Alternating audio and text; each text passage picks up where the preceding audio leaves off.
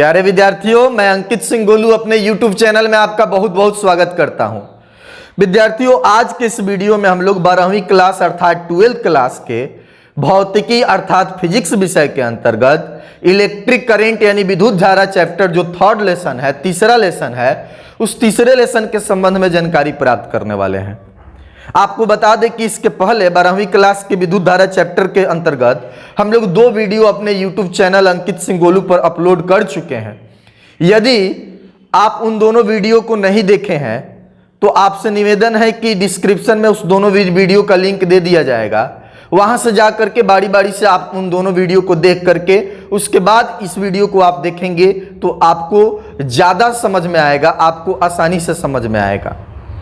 यदि आप चाहे तो अंकित सिंह गोलू जो YouTube चैनल मेरा है उसमें प्ले लिस्ट के भीतर जाकर के 12वीं क्लास के फिजिक्स का एक अलग फोल्डर होगा, वहां से बारी बारी से वीडियो को भी देख सकते हैं। तो आइए हम लोग चलते हैं विद्युत धारा चैप्टर में तीसरे भाग में। इस तीसरे वीडियो में अपवहन वेग टॉपिक्स है जिसको हम लोग अंग्रेजी में ड्रिफ्ट वेलोसिटी भी कहते हैं। तो ये अपवहन वेग होता क्या है, इसको सीखेंगे कि अपवहन वेग क्या है, इसको परिभाषित करेंगे, इसके परिभाषा को जानेंगे और साथ ही इसका सूत्र यानी कि व्यंजक प्राप्त करेंगे। तो इसमें थोड़ा सा समय समझाने में लेंगे, तो आप वीडियो में अंत तक जरूर बने रहें। और एक बातें और भी हम आपको बता दें कि सभी टॉपिक्स जो होते हैं एक समान नहीं होते हैं। बहुत सारे ऐसे टॉपिक्स होते हैं जिनको आसानी से लिखवा करके बहुत कम समय में एक्सप्लेन किया जा सकता है, और कुछ टॉपिक्स ऐसे होते हैं जिस पर समय देना होता है चीज़ों को समझाने के लिए, उसमें आवश्यक भीतर जो टॉपिक्स आ जाते हैं उसको समझाने के लिए, उसका जिक्र करने के लिए। तो आप अंत तक इस वीडियो में बने रहें। अपवहन वेग की परिभाषा को हम लोग देखते हैं। अपवहन वेग की परिभाषा ये है कि जब किसी चालक के सिरों के बीच विभवांतर स्थापित किया जाता है तो चालक के भीतर मुक्त इलेक्ट्रॉनों का गति विद्युत धारा के दिशा के विपरीत दिशा में होने लगता है। पिछले वीडियो में भी हम लोग पढ़े थे कि जो चालक होते हैं उनमें मुक्त इलेक्ट्रॉन होता है, जो कुचालक होते हैं उसमें मुक्त इलेक्ट्रॉन नहीं होता है।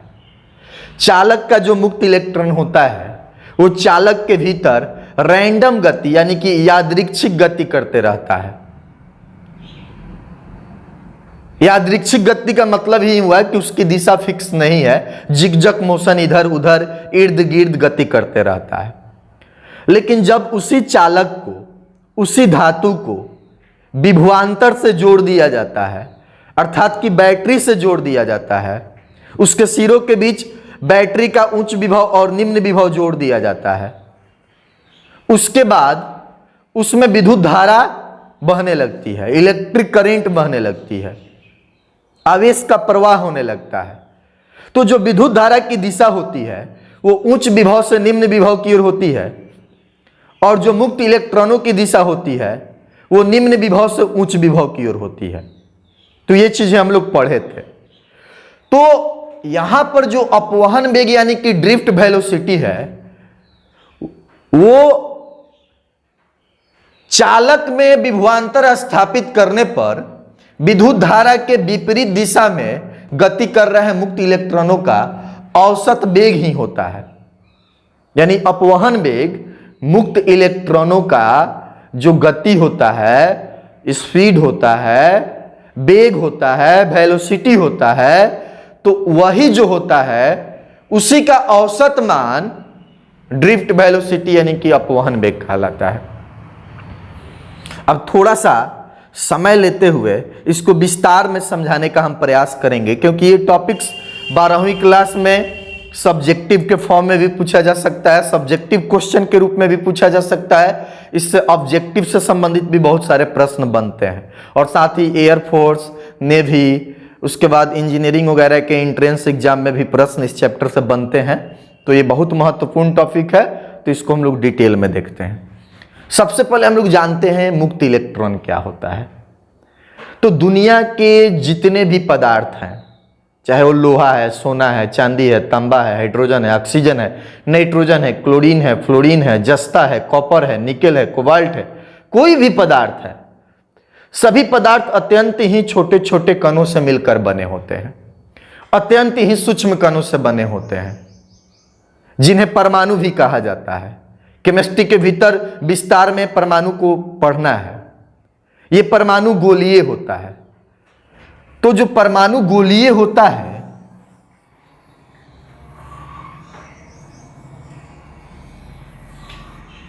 इस तरीके से परमाणु हो गया। परमाणु में 3 मौलिक कण पाया जाता है, इलेक्ट्रॉन, प्रोटॉन और न्यूट्रॉन। प्रोटॉन और न्यूट्रॉन परमाणु के नाभिक में यानी कि केंद्र में, बीच में होते हैं। और ऐसे ऐसे बहुत सारे कक्ष होते हैं। इस कक्ष में इलेक्ट्रॉन चक्कर लगाते रहते हैं। तो इलेक्ट्रॉन यदि इस कक्ष में चक्कर लगा रहे हैं तब तक उसको मुक्त इलेक्ट्रॉन नहीं कहेंगे।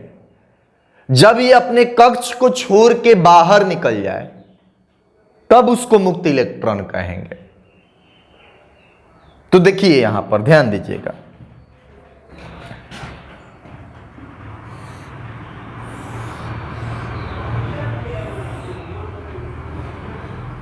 मान के चलिए कि ये एल्युमिनियम का तार है, ये एल्युमिनियम का तार है या प्लेट है, एल्युमिनियम धातु है,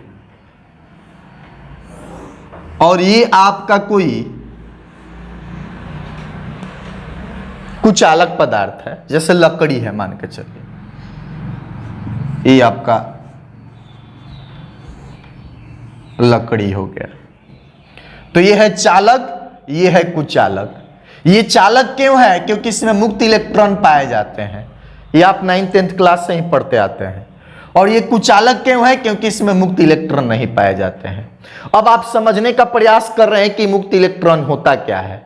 तो मुक्त इलेक्ट्रॉन क्या होता है इसको समझिए। इसमें भी बहुत सारे परमाणु होंगे,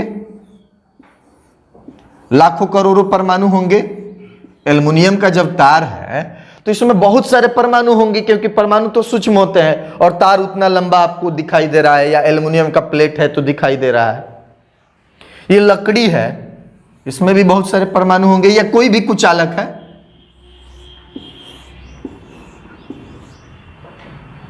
बहुत सारे परमाणु होंगे, कार्बन ही है, लकड़ी ही है, कुछ भी है। अब हम बोले कि ये एल्युमिनियम चालक है, इसमें मुक्त इलेक्ट्रॉन होता है, ये लकड़ी कुचालक है, इसमें मुक्त इलेक्ट्रॉन नहीं होता है। तो मुक्त इलेक्ट्रॉन नहीं होता है तो कुचालक, अमुक्त इलेक्ट्रॉन होता है तो चालक। जानते हैं मुक्त इलेक्ट्रॉन है क्या? देखिए, प्रत्येक परमाणु में नाभिक में प्रोटॉन भी है, न्यूट्रॉन भी है। न्यूट्रॉन पर कोई आवेश नहीं है तो उसकी बात हटाइए, प्रोटॉन पर धन आवेश है। और परमाणु के कक्ष में यानी सब में इलेक्ट्रॉन चक्कर लगाते हैं। तो जितनी संख्या इलेक्ट्रॉन की होती है उतनी ही संख्या प्रोटॉन की होती है। इलेक्ट्रॉन पर जितना ऋण आवेश होता है प्रोटॉन पर उतना ही धन आवेश होता है। आप जानते हैं कि इलेक्ट्रॉन पर जो ऋण आवेश होगा और प्रोटॉन पर जो धन आवेश होगा तो एक दूसरे को आकर्षित करेगा, यानी कि नाभिक में जो बंधा है प्रोटॉन वो इलेक्ट्रॉन को खींचे रहेगा, यानी कि इस एटम से बाहर नहीं जाने देता है। लेकिन चालकों के भीतर ऐसा नहीं होता है। चालकों में क्या होता है कि इस परमाणु के भीतर नाभिक में प्रोटॉन है, चारों तरफ इलेक्ट्रॉन है, इसमें भी वैसे ही, इसमें भी, इसमें भी, इसमें भी, इसमें भी, इसमें भी, इसमें भी, सभी परमाणु में इलेक्ट्रॉन भी है, प्रोटॉन भी है, न्यूट्रॉन भी है। लेकिन कुछ इलेक्ट्रॉन जो होते हैं इस परमाणु से कूद करके इस परमाणु में भी जा सकते हैं, इसमें भी जा सकते हैं, इधर भी जा सकते हैं, इधर भी, इधर भी, इधर भी, इधर भी, इधर भी। तो उसी को कहते हैं मुक्त इलेक्ट्रॉन। मतलब कि वह इलेक्ट्रॉन जो अपने परमाणु में से निकल करके बगल के परमाणु में भी, उसके बगल के भी, उसके भी बगल के, मतलब कि अपने परमाणु से, अपने कक्ष से बाहर निकल सके, उसको स्वतंत्र यानी कि मुक्त इलेक्ट्रॉन कहते हैं। और जिसमें नहीं निकल सके उसको मुक्त इलेक्ट्रॉन नहीं कहते हैं। तो यहां पर आप देख लीजिए, ये जो है कुचालक है तो इसमें इलेक्ट्रॉन प्रोटॉन होगा। प्रत्येक परमाणु में electron proton, electron proton, electron proton. नाभिक में न्यूट्रॉन भी है, हम लोग इलेक्ट्रॉन प्रोटॉन की ही बात कर रहे हैं क्योंकि उसी पर आवेश होता है। तो electron proton, electron proton, electron proton है। प्रोटॉन इलेक्ट्रॉन को खींचे रखता है, मतलब कि इलेक्ट्रॉन इसमें चक्कर लगाएगा लेकिन उसको बाहर नहीं जाने देगा। प्रत्येक परमाणु में ऐसा होता है। लेकिन चालकों में क्या होता है कि कुछ इलेक्ट्रॉन परमाणु के कक्ष में चक्कर जो लगाते हैं उससे कूद करके बाहर भी चले जा सकते हैं, उसी को मुक्त इलेक्ट्रॉन कहते हैं। अब ये वजह जानिएगा कि चालकों में मुक्त इलेक्ट्रॉन क्यों पाया जाता है, क्यों किसी एक परमाणु का इलेक्ट्रॉन उसमें घूमने लगता है, उस परमाणु को छोड़ करके दूसरे परमाणु में भी जा सकता है, चारों तरफ घूम सकता है। तो इस वजह को हम लोगों को सेमीकंडक्टर जो चैप्टर 14वां लेसन है उसके भीतर हम लोगों को ऊर्जा बैंड के आधार पर, जिसमें संयोजी बैंड और चालन बैंड पढ़ना होता है, उसके आधार पर उसकी व्याख्या है। तो उम्मीद करते हैं कि आप समझ गए होंगे कि परमाणु गोलीय होता है, उसमें इलेक्ट्रॉन, प्रोटॉन और न्यूट्रॉन तीनों होता है। प्रोटॉन न्यूट्रॉन नाभिक में होता है, इलेक्ट्रॉन चारों तरफ गति करता है, लेकिन जो इलेक्ट्रॉन परमाणु के कक्ष से बाहर निकल सके, दूसरे परमाणु में भी जा सके, चारों तरफ घूम सके, उसी को मुक्त इलेक्ट्रॉन कहते हैं। और ये चालकों में पाए जाते हैं, कुछ चालकों में नहीं पाए जाते हैं। तो इसको काफी विस्तृत में बता दिए। अब दूसरी बात देखिए, अब हम लोग देखते हैं कि यदि यह कोई चालक है तो इस चालक में जो मुक्त इलेक्ट्रॉन होंगे वो उसमें जिगजग मोशन करेंगे, गति करते रहेंगे। लेकिन जब इसमें विभवांतर स्थापित कर दिया जाएगा, इधर धन आवेश और इधर ऋण आवेश, तो ये इलेक्ट्रॉन इधर ऋण से धन की ओर गति करने लगेंगे। ये मान के चलिए कि इलेक्ट्रॉन है तो ऋण आवेश से धन आवेश की ओर गति करने लगेगा। अब ये क्यों गति करेंगे, इसको दो आधार पर हम लोग समझते हैं। पहला तो इधर ऋण विभव है, बैटरी का ऋण टर्मिनल इधर है और बैटरी का धन टर्मिनल इधर है। जिधर ऋण होता है उधर हम लोग जानते हैं कि इलेक्ट्रॉन ग्रहण किया होता है और इधर इलेक्ट्रॉन त्यागा होता है। मतलब कि ऋण आवेश यह बताता है, जब बैटरी चार्ज किया गया है तो उसको उसका ऋण आवेशित जो टर्मिनल है उससे ये पता चलता है कि यहाँ इलेक्ट्रॉन की अधिकता है और इधर इलेक्ट्रॉन की न्यूनता है, कमी है। तो अधिक इलेक्ट्रॉन से कम इलेक्ट्रॉन की ओर इलेक्ट्रॉन गति करने लगता है। अब दूसरे आधार पर हम लोग इसको समझते हैं। ये बैटरी का धन आवेशित प्लेट है और ये बैटरी का ऋण आवेशित प्लेट है और इसके बीच कोई ये चालक यानी कि तार या धातु का प्लेट ऐसे जोड़ दिया गया। तो अब क्या होगा, आप जानते हैं कि धन से ऋण की तरफ विद्युत क्षेत्र डेवलप होता है और विद्युत क्षेत्र किसी भी आवेशित वस्तु पर बल लगाता है तो इलेक्ट्रॉन जो चालक में होगा उस पर ऋण आवेश होता है, आवेश होता है, तो इसलिए विद्युत क्षेत्र उस पर भी बल लगाएगा। अब हम लोग जानते हैं कि विद्युत क्षेत्र जिस दिशा में जाता है, अगर उसको कोई धन आवेश मिले तो उस पर बल उसी दिशा में लगाता है, लेकिन ऋण आवेश मिले तो विपरीत दिशा में। अब विद्युत क्षेत्र की दिशा इधर से उधर की ओर है और इसको इलेक्ट्रॉन जो भी मिलेगा तो इलेक्ट्रॉन है ऋण आवेशित, तो इस इलेक्ट्रॉन पर बल इधर लगाएगा क्योंकि विपरीत लगाता है। इसको हम लोग पहले चैप्टर में पढ़ चुके हैं। तो आप ये बातें जान गए कि जब किसी चालक को विभव यानी कि बैटरी से नहीं जोड़ा गया होता है तो उसके मुक्त इलेक्ट्रॉन उसके भीतर जिगजग मोशन करेंगे और जब इसको बैटरी से जोड़ दिया जाएगा तो किधर गति करने लगेंगे, ऋण से धन की ओर, विद्युत धारा के विपरीत दिशा में। और उसी इलेक्ट्रॉन के गति का जो औसत होगा, औसत वेग, एवरेज वेग, उसी को हम लोग कहेंगे अपवहन वेग। तो आइए अब अपवहन वेग का हम लोग सूत्र प्राप्त करते हैं। ये परिभाषा आप लिख सकते हैं, बाकी ये सब चीजें समझाने के लिए था, इसका स्क्रीनशॉट ले सकते हैं। चलिए अब हम लोग अपवहन वेग का यानी कि ड्रिफ्ट वेलोसिटी का जो सूत्र होता है व्यंजक प्राप्त करने के लिए एग्जाम में पूछा जाता है। तो ये 5 नंबर के भी प्रश्न होते हैं, कभी 2 नंबर के भी प्रश्न होते हैं। तो इसको हम लोग सीखते हैं और उस सूत्र का उपयोग अलग अलग न्यूमेरिकल में भी करना है। कॉम्पिटिटिव और बोर्ड दोनों हिसाब से वो इम्पोर्टेंट है। तो पहले हम लोग परिभाषा भी जाने, तो परिभाषा को याद कर लेना है। परिभाषा के अलावा आपको सूत्र प्रूफ करने के लिए भी पूछ सकता है और प्लस में इससे न्यूमेरिकल आपके बोर्ड एग्जाम में भी और कॉम्पिटिटिव एग्जाम में भी आ सकता है। तो चलिए अब हम लोग देखते हैं इधर। ये कोई चालक है, तो अभी हम लोग समझे कि चालक जो होते हैं तो चालक में मुक्त इलेक्ट्रॉन पाए जाते हैं अब जो चालक में मुक्त इलेक्ट्रॉन होंगे वो चालक के भीतर यादृच्छिक गति यानी कि रैंडम गति करते हैं। कब? जब चालक के सिरों से बैटरी यानी कि विभवांतर नहीं जोड़ा गया हो तब। और जब चालक में कोई भी विभवांतर स्थापित नहीं किया गया होगा तो रैंडम गति करेंगे। माना कि किसी चालक में n मुक्त इलेक्ट्रॉन है, ये चालक हो गया, तांबा का तार, एल्युमिनियम का तार या तांबा का प्लेट, एल्युमिनियम का प्लेट, किसी भी धातु का चालक का प्लेट हो गया। तो इसमें कुल इलेक्ट्रॉनों की संख्या मान लिए कि n है। जब चालक से विभवांतर नहीं जोड़ा गया होता है तब मुक्त इलेक्ट्रॉन का जो वेग यानी कि प्रारंभ का जो वेग होता है वो क्रमशः u1 plus u1, u2 dot dot dot dot un है। n गो इलेक्ट्रॉन है, प्रत्येक इलेक्ट्रॉन गति करता है तो प्रत्येक इलेक्ट्रॉन का एक वेग होगा। तो प्रत्येक इलेक्ट्रॉन का जो वेग होगा, पहले का u1 माने दूसरे का u2, तीसरे का u3, चौथे का u4, पांचवे का u5, ऐसे डॉट डॉट un तक हो जाएगा।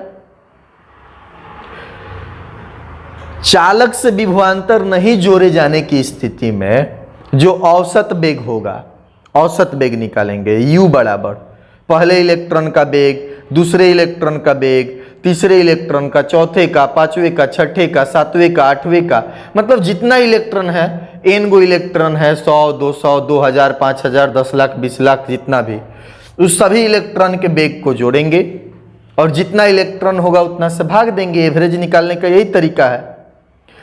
तो u बराबर यानी कि औसत वेग हो जाएगा, ये प्रारंभ का औसत वेग है। प्रारंभ का मतलब कब का? जब चालक में विभवांतर स्थापित नहीं किया गया है तब का।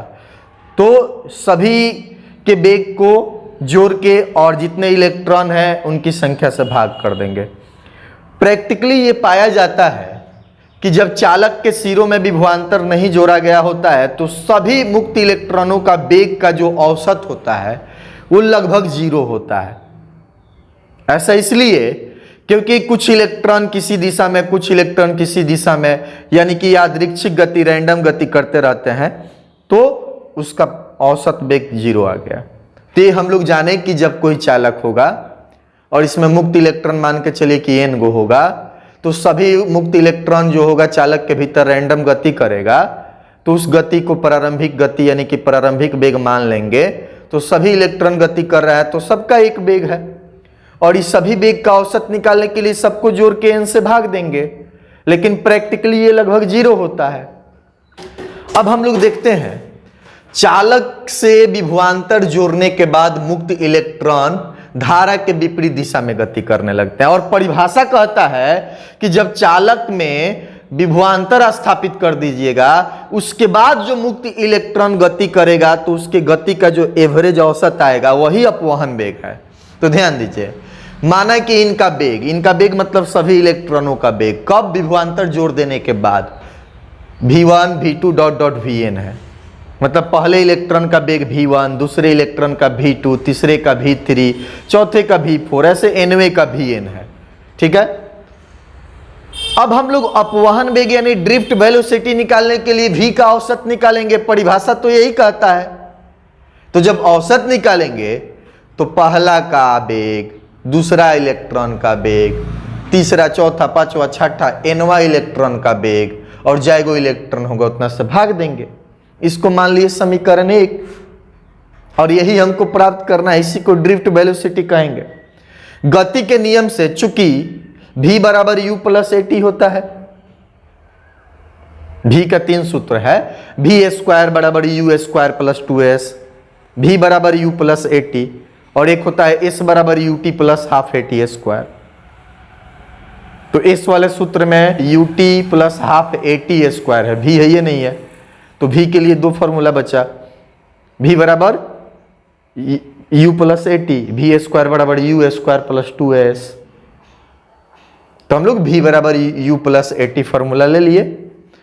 तो पहले वेग का गति जब हो जाएगा तो पहले का प्रारंभिक वेग लेंगे और समय उसका लेंगे।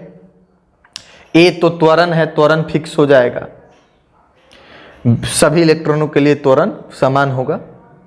v2 u2 plus at2, vn un plus atn। Simple दिख रहा है, इसी फॉर्मूले को अप्लाई कर दिया गया है।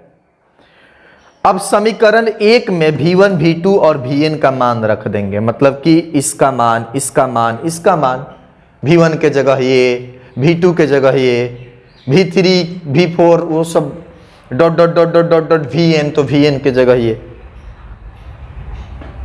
तो आप पहले इसका स्क्रीनशॉट ले लीजिए, उसके बाद फिर हम लोग आगे पढ़ते हैं, थोड़ा जगह का कमी है।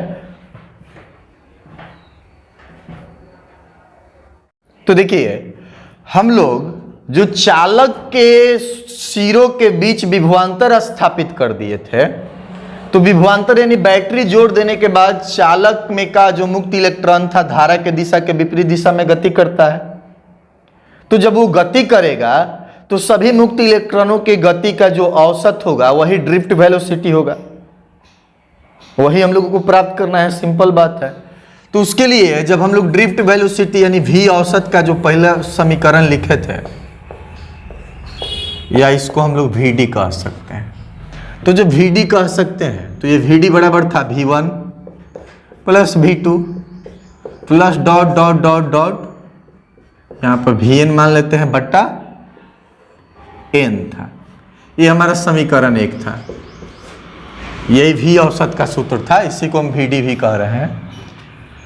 तो अब जो ये vd हो जाएगा, v1 का मान था E1 प्लस AT1, v2 का मान था U2 plus AT2 plus dot dot dot dot, इसी प्रकार से Vn का मान हो जाएगा UN प्लस ATN, और डिवाइड हम लोग कर देंगे कितना से, n से कर देंगे। इसमें हम लोग कॉमन ले सकते हैं a अगर कॉमन ले लेंगे, यहां पर 1 होगा, a हम लोग कॉमन ले लेंगे तो ये T1 हो गया,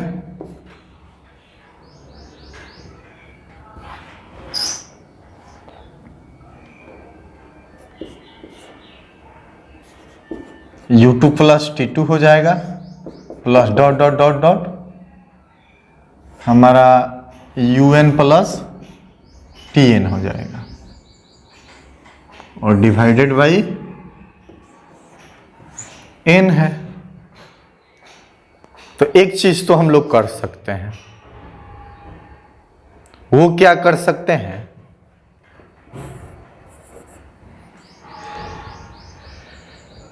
ये जो Vd है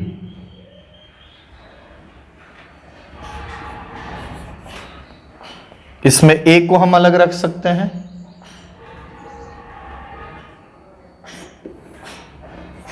E1 U2 dot dot UN को एक साथ कर दिए,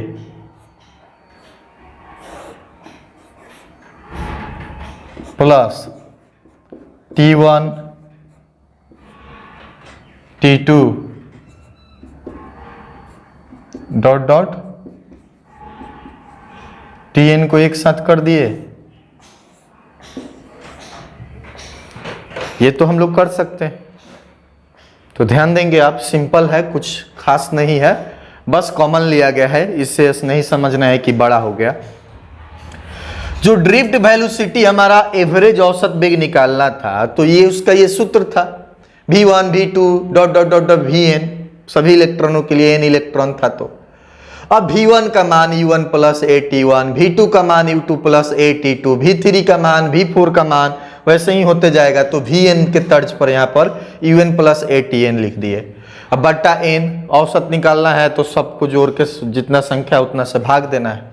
a को इसमें कॉमन ले लिए, सब में कॉमन है, a यहाँ कॉमन कर लिए।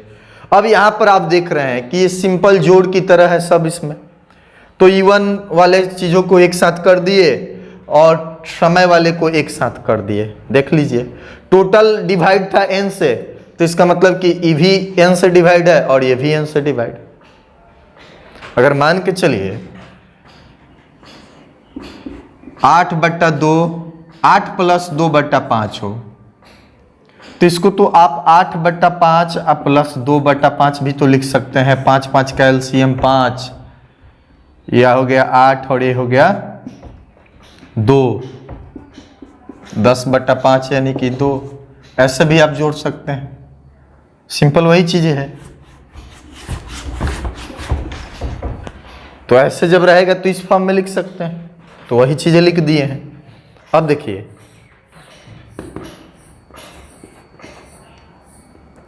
इसका मान 0 हम लोग पढ़े थे, चूंकि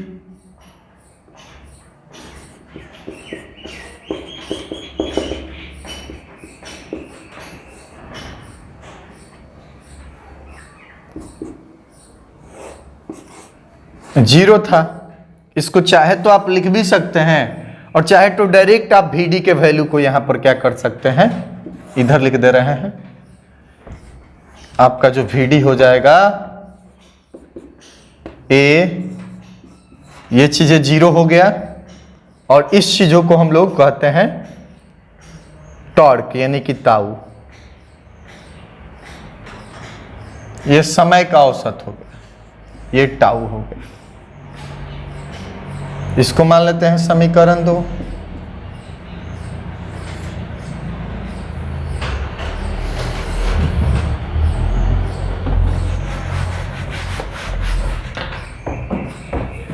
तो आपने देखा कि जो औसत वेग हम लोग निकाल रहे हैं, इसमें देखिए ज्यादा माथा पेंची नहीं है, सिंपल है, कैलकुलेशन है, कैलकुलेशन के कारण लंबा हुआ है। कॉन्सेप्ट बिल्कुल सरल है, दिक्कत नहीं होगा, बिल्कुल समझ में आएगा। ये हम लोग क्या किए, V1 V2 Vn वगैरह का यहाँ मान पुट कर दिए, ए को कॉमन ले लिए, E1 को एक साथ कर दिए, उसके बाद E1 U2 वगैरह को एक साथ कर दिए, T1 T2 वगैरह को एक साथ कर दिए। n से डिवाइडेड था तो इसमें भी किए, इसमें भी किए। हमको पता था कि इसका एवरेज, इसके पहले पढ़े थे, वीडियो को पीछे करके आप देख सकते हैं कि ये क्या है। ये जो है प्रारंभिक अवस्था में जब चालक के सिरों के बीच कोई विभवांतर स्थापित नहीं जोड़ा गया है, स्थापित नहीं किया गया है, तो चालक के सिरों के बीच जब कोई विभवांतर स्थापित नहीं किया गया है, उस समय का ये वेग है, औसत वेग है सभी इलेक्ट्रॉनों का, n इलेक्ट्रॉनों का वेग है जो लगभग 0 होता है। तो इसको 0 कर दिए। अब ये समय का औसत हो गया, इसको हम लोग विश्रांति काल कहते हैं। समय का, सभी समय का जो एवरेज होगा, इसी को यहां पर लिखा गया है टॉर्क यानी कि विश्रांति काल। अब समीकरण 2 में हम लोग a का मान रख देंगे, कैसे वो देखिए, ध्यान दीजिएगा।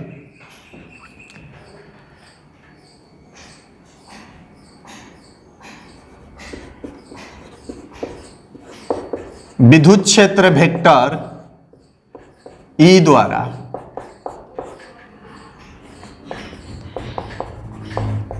इलेक्ट्रॉन पर आरोपित बल। देखिए बल का सूत्र F होता है, वेक्टर F, और F बराबर आप पढ़े थे Q इंटू E होता है। इलेक्ट्रॉन का निकाल रहे हैं तो एक इलेक्ट्रॉन पर आवेश -E होता है। E का मतलब 1.6 गुना 10⁻⁻19 कूलम। आवेशों के क्वांटमीकरण में भी आप पढ़ चुके थे कि इलेक्ट्रॉन पर जो आवेश होता है उसका मान E होता है और निगेटिव चार्ज होता है, तो -E हो गया। ये बल हो गया। अब देखिए, चूंकि बल बराबर द्रव्यमान गुना त्वरण होता है, तो त्वरण बराबर हमारा हो जाएगा क्या, त्वरण का जब सूत्र निकालिएगा तो ये बल बटा द्रव्यमान हो जाएगा, और बल हमारे कितना है, -E vector E by m। यही चीजें हम लोग समीकरण 2 में पुट कर दे रहे हैं। समीकरण 2 में A का मान रखने पर देखिए VD है, A के जगह हमारा कितना हो जाएगा, -E फिर E, उसके बाद से हमारा ये torque by m। Drift velocity का यही सूत्र हो गया। फिर से आपको एक बार समझा देते हैं। किसी भी चालक में जब विभवांतर स्थापित कर देंगे तब उसके बाद मुक्त इलेक्ट्रॉन जो चालक के भीतर धारा के विपरीत दिशा में गति करेंगे, उसी का औसत हमारा कहलाता है अपवहन वेग। तो औसत निकालने के लिए हम क्या करेंगे, तो ये सभी का वेग आपस में सभी इलेक्ट्रॉनों के वेग को जोड़ के n से भाग दे देंगे। अब ये इस गति के समीकरण जो u बराबर AT फार्मूला होता है उसके अनुसार पहले का वेग है, दूसरे का वेग है, nवें का वेग है, टोटल n से भाग दे दिए। a को कॉमन ले लिए, सब में a कॉमन है। U1 U2 वगैरह को एक साथ कर दिए, T1 T2 वगैरह को एक साथ कर दिए। n से टोटल में डिवाइड है, मतलब कि U1 वाले पार्ट में भी n से डिवाइड है और T1 वाले पार्ट में भी n से डिवाइड है। उसके बाद से हम लोग जानते हैं कि ये E1 U2 वगैरह उसका प्रारंभिक वेग था, प्रारंभ का, जब, कब का प्रारंभ का मतलब जब चालक के सिरों के बीच विभवांतर स्थापित नहीं किया गया था तब का था। तो तब का था तो ये 0 हो गया, क्योंकि प्रैक्टिकली ये 0 होता है, इसकी व्याख्या हम लोग पहले कर चुके हैं। ये 0 हो गया तो यही वाला पार्ट बचा, इस वाले पार्ट को टाउ बोलते हैं, इसको टाउ बोलते हैं। तो ये टाउ है, टाउ मतलब विश्रांति काल, मतलब ये समय का औसत है, विश्रांति काल हो गया। अब हमारा एक चीज त्वरण इसमें बच रहा था, तो त्वरण के लिए क्या करेंगे, देखिए पहले जानेंगे कि त्वरण आया क्यों इलेक्ट्रॉन में। तो त्वरण इसलिए आया क्योंकि आप जानते हैं कि चालक के भीतर जो इलेक्ट्रॉन है उस पर ऋण आवेश है। अब बैटरी यानी विभवांतर जोड़ देने से एक तरफ प्लस एक तरफ माइनस, उच्च विभव निम्न विभव, धन ऋण जोड़ देने से विद्युत क्षेत्र डेवलप हो गया। कहीं भी धन से ऋण की तरफ विद्युत क्षेत्र डेवलप होता है, प्लस से माइनस की ओर होता है। तो प्लस से माइनस की ओर विद्युत क्षेत्र यानी वेक्टर ई डेवलप हो गया। तो इलेक्ट्रॉन पर जो आवेश होता है जिसको 1.6 गुना 10 के पावर माइनस 19 कूलाम उसका वैल्यू हम लोग याद रखते हैं, तो उसी आवेश पर वो बल लगाएगा, लेकिन किस दिशा में, अपने गति के विपरीत दिशा में। तो ये यहाँ पर ये नेगेटिव चार्ज है तो माइनस, ये माइनस चीजें ये बता रहा है कि बल लग रहा है लेकिन विद्युत क्षेत्र के दिशा में कि विपरीत दिशा में, विपरीत दिशा में। तो ये ई हो गया, माइनस सी चार्ज और ये विद्युत क्षेत्र, तो ये बल का सूत्र आ गया। अब बल बराबर द्रव्यमान गुना त्वरण, तो त्वरण बराबर बल बट्टा द्रव्यमान। देख लीजिए ये त्वरण को अकेले छोड़ दिए, द्रव्यमान उधर गुना में है, इधर है तो भाग में हो गया। हमको ए ही तो चाहिए था, ए का मान पुट कर दिए। अगर आप चाहें तो पहले क्या कर सकते हैं, पहले शुरुआत में ही आप पहले बल का फॉर्मूला डिराइव कर लेंगे, आपको ए मिल गया। उसके बाद से जो भी चर्चा किया गया है प्रारंभिक वेग का, फिर से इसका औसत वेग का, तो ये मिल जाएगा। इसमें ए का सूत्र आप पुट कर देंगे। ये हमारा था ड्रिफ्ट वेलोसिटी यानी कि अपवहन वेग। आप इसका स्क्रीनशॉट ले सकते हैं, टफ नहीं है, चीजें आसानी से समझिएगा, समझ में आएगा, कैलकुलेशन है। और रही बात ये त्वरण की, तो बल बराबर द्रव्यमान गुना त्वरण, तो त्वरण बराबर बल बटा द्रव्यमान। और इसमें बल कौन लग रहा है इलेक्ट्रॉन पर, जाहिर सी बात है विद्युतीय बल लग रहा है, विद्युत क्षेत्र प्लस से माइनस की ओर है, वही उस पर बल लगा रहा है। और जब वही बल लगाएगा तो अपने दिशा के विपरीत दिशा में बल लगाएगा, तो हमारा त्वरण आ गया। आप चाहे तो इस त्वरण वाले चीजों की व्याख्या पहले करके तब शुरुआत से लिख सकते हैं, अगर दिक्कत हो तो, नहीं तो कोई बात नहीं है। हमको त्वरण चाहिए था, त्वरण मिल गया, तो इसका स्क्रीनशॉट लीजिए, फिर आगे हम लोग चर्चा करते हैं। अब हम लोग देखते हैं विश्रांति काल क्या है, जो विश्रांति काल सूत्र में आया था। तो अपवहन वेग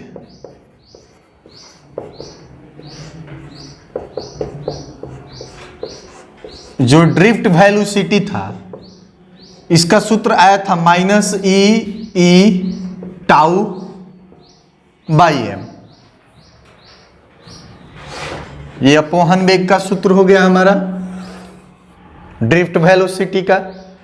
ई का मतलब एक इलेक्ट्रॉन का आवेश,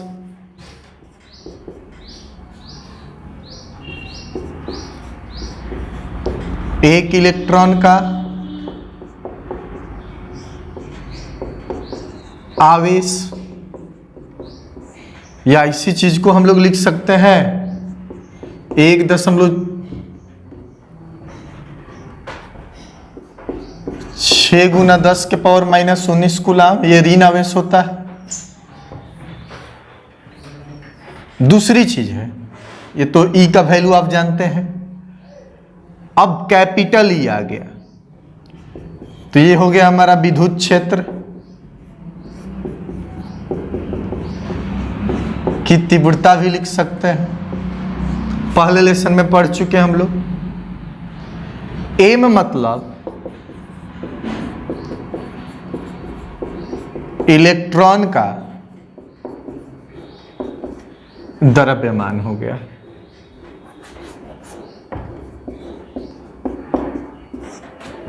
मास ऑफ इलेक्ट्रॉन हो गया, विद्युत क्षेत्र की तीव्रता हो गया, ई माने 1 इलेक्ट्रॉन पर आवेश, जिसका वैल्यू माइनस में होता है 1.6 गुना 10 के पावर -19 कूलाम। अब हमारा ये टाउ जो है इसको कहते हैं विश्रांति काल। विश्रांति काल, अब ये विश्रांति काल है क्या, इसको समझते हैं। ये जो चालक होगा, इसके भीतर जो इलेक्ट्रॉन होगा, इसमें मुक्त इलेक्ट्रॉन भी होगा जो फ्री होगा, रैंडम गति करेगा। जब इससे बैटरी यानी विभवांतर नहीं जोड़ा गया है, तब जब प्लस माइनस जोड़ देंगे तो इधर से इधर धारा जाएगा और इधर से इधर मुक्त इलेक्ट्रॉन गति करेगा। तो जब ये इलेक्ट्रॉन गति करेगा तो ये इलेक्ट्रॉन एक दूसरे से टकराएगा। टकराएगा क्यों? क्योंकि आप जानते हैं कि इधर से इधर एक विद्युत क्षेत्र भी हो जाएगा, प्लस से माइनस की ओर। प्लस से माइनस की ओर विद्युत क्षेत्र होगा तो विद्युत क्षेत्र इस पर बल लगाएगा, क्योंकि विद्युत क्षेत्र आवेश पर बल लगाता है। तो इलेक्ट्रॉन पर ऋण आवेश होता है तो इस पर भी बल लगाएगा, लेकिन अपने दिशा के विपरीत दिशा में, क्योंकि विद्युत क्षेत्र प्लस को धकेल के ले जाता है जिधर जाता है उधर, और माइनस चार्ज को जिधर जाता है उसके अपोजिट, तो इधर करेगा। तो जब ये बल लगाएगा तो इलेक्ट्रॉन आपस में टकराएंगे। बल लगने के कारण त्वरण भी उत्पन्न होगा।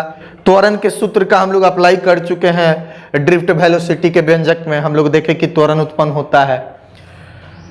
तो जब दो इलेक्ट्रॉन आपस में टकराएगा, मान के चलिए कि ये दो इलेक्ट्रॉन है आपस में, ये इलेक्ट्रॉन इसमें टकराया, फिर ये बगल वाले में टकराएगा, फिर वो बगल वाले में टकराएगा। ऐसे इलेक्ट्रॉनों का आपस में टक्कर होता है। तो जितना समय तक इनके बीच टक्कर नहीं होगा, मतलब कि एक टक्कर होने के बाद अब अभी अगला टक्कर होने वाला है, तो अगले टक्कर से पहले जितना खाली समय होगा, जिस समय अंतराल में वो विश्राम करेगा इलेक्ट्रॉन, उसी को विश्रांति काल कहेंगे। जब दो इलेक्ट्रॉनों के बीच टक्कर होगा तो उस टक्कर के फलस्वरूप जो विश्राम वाला समय होगा, खाली समय होगा, जिस समय ये टकरा नहीं रहा होगा, जैसे ये टकरा गया, फिर ये दूसरे में भी जाके टकराने वाला है, तो टकराने से पहले का जो समय है वही विश्रांति काल कहलाता है। काल मतलब समय, विश्रांति काल तो ये भी एक समय ही है। तो विश्रांति काल का आप परिभाषा लिख सकते हैं,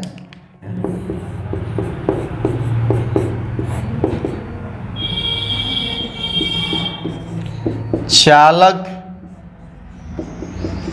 के भीतर मुक्त इलेक्ट्रॉनों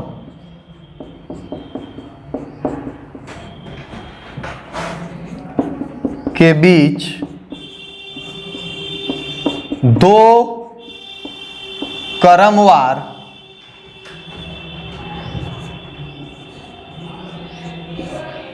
टक्कर के मध्य के समय को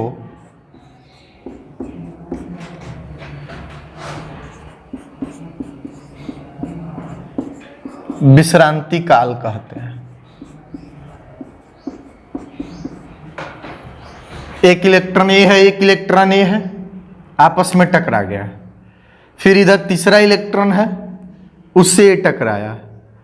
तो कभी भी दो क्रमवार टक्कर, दो क्रमवार, एक टक्कर हुआ, तो जब टक्कर होगा तो टक्कर के बीच, दो क्रमवार टक्कर के बीच जो खाली स्थान होगा, ये टकरा गया फिर ये टकराने वाला है, तो उसके बीच जो खाली समय होगा उसी को विश्रांति काल कहते हैं। इसको अन्य तरीके से भी आप परिभाषित कर सकते हैं। तो ये रहा विश्रांति काल। अब हम लोग देखते हैं इसका यूनिट, अपवहन वेग का यूनिट देखिए, माइनस ई, माइनस तो नेचर है वहां पर। ई का मतलब हो गया कि आवेश, आवेश का सही मात्रक कूलम।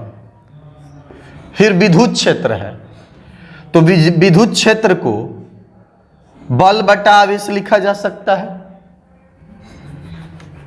बल का मात्रक केजी मीटर प्रति सेकेंड स्क्वायर और आवेश का मात्रक कूलम। फिर उधर टाइम है, टाउ मतलब काल, विश्रांति काल, विश्रांति काल कोई भी काल, समय मतलब कि सेकेंड। और फिर नीचे आप देख रहे हैं द्रव्यमान है, तो द्रव्यमान का यह सही मात्रक केजी। तो आपने देखा आवेश का मात्रक कूलम, विद्युत क्षेत्र के तीव्रता का मात्रक केजी मीटर प्रति सेकेंड स्क्वायर बटा कूलम। क्यों? क्योंकि इधर बल हो गया और ये आवेश हो गया, बल बटा आवेश, आप पहले लेसन में पढ़े थे। विश्रांति काल का सेकेंड और नीचे द्रव्यमान का केजी, केजी से केजी कट गया, कूलाम से कूलाम कट गया। ये देखिए ये 2 सेकेंड नीचे है क्योंकि यहां पर बट्टा है, यहां बट्टा है, तो ये दोनों सेकेंड नीचे है और ये सेकेंड ऊपर है। 1 सेकेंड से 1 सेकेंड कट गया, यानी कि VD का मान आ जाएगा, यूनिट आ जाएगा मीटर प्रति सेकेंड।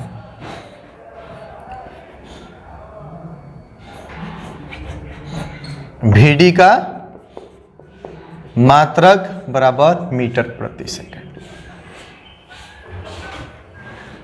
तो ये चीजें था, इन सब चीजों का आप स्क्रीनशॉट ले सकते हैं और रिवीजन कर सकते हैं। अगर वीडियो अच्छा लगे तो इसको लाइक करें, चैनल को अवश्य सब्सक्राइब करें और अधिक से अधिक विद्यार्थियों में आप शेयर करें वीडियो को, ताकि अधिक से अधिक विद्यार्थियों को, लॉकडाउन में पढ़ाई प्रभावित है तो घर पे बैठे उनको पढ़ाई में मदद मिल सके। तो प्लीज़ आप ज़्यादा से ज़्यादा वीडियो को शेयर कीजिए, शेयर में कोई कमी नहीं करें। हम अगले वीडियो में फिर आएंगे अपवहन वेग यानी कि अपवाह वेग से संबंधित अन्य टॉपिक को लेकर के, जैसे विद्युत धारा और अपवहन वेग में संबंध पढ़ना है। उसके अलावा गतिशीलता भी एक टॉपिक है, तो इन सब टॉपिक्स को हम लोग पढ़ेंगे। आप इसका बहुत अच्छे तरीके से रिवीजन कर सकते हैं। नमस्कार।